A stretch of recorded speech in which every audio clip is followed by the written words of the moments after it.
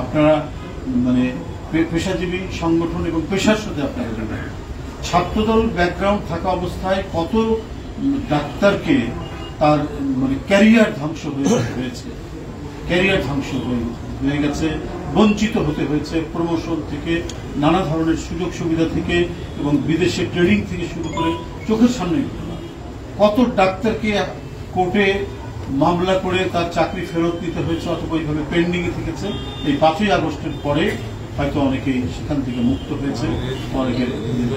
সুতরাং আপনাদের যে অবদান মানে প্রত্যক্ষ এবং পরোক্ষ কিন্তু কোনো অংশে কম নয়, কিন্তু যাদের এই যে মানে চাকুরি নিয়ে এত সংকট, এটা তো পেশা, আপনার বেতনের উপরেই তো আপনার পরিবার চলে, সংসার চলে, আপনাকে খেতে হয়, কিন্তু এটা যদি বন্ধ থাকে তাহলে তো চোখে সর্ষে ফুল দেখার কথা। কিন্তু এরপরও আমি দেখেছি কোনো চিকিৎসককে যে সে যে একটা সংকটে পড়েছে তার রাজনৈতিক কারণে, সে ছাত্র জীবনে সে ছাত্রদল করতো, এই কারণে তার সে যখন চাকুরিরত অবস্থায় তার চাকুরি নাই, সাসপেন্ড অথবা তার প্রমোশন হচ্ছে, তার অনেক জুনিয়র তার উপরে সে লেকচারার হয়ে আছে, সে অ্যাসোসিয়েট প্রফেসর হয়ে গেছে তার দিকে। এই ধরনের মানসিক যন্ত্রণা, শারীরিক যন্ত্রণা, ক্ষুধা দারিদ্রতা নিয়ে তারা কাজ করে গেছে, কিন্তু বিচ্যুত হয়নি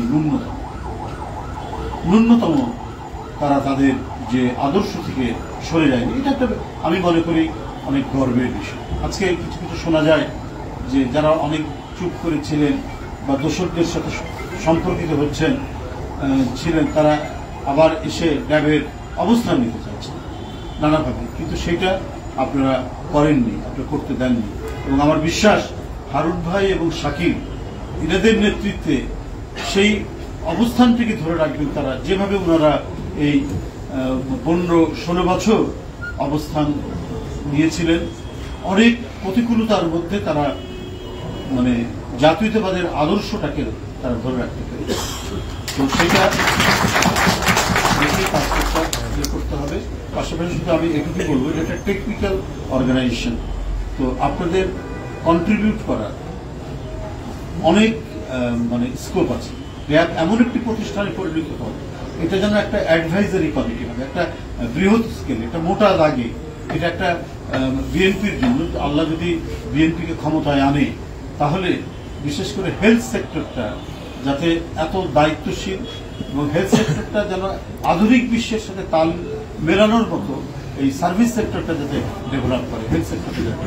এর জন্য আপনাদের যা যা পরিকল্পনা, আপনার যা যা আপনাদের চিন্তা, আপনাদের ব্রেন স্টর্মিং করে আপনারা একটা নীতিমালা তৈরি করেন। কারণ এই সেক্টরটা সবসময়ের জন্য অবহেলিত থেকেছে, নানাভাবে অবহেলিত।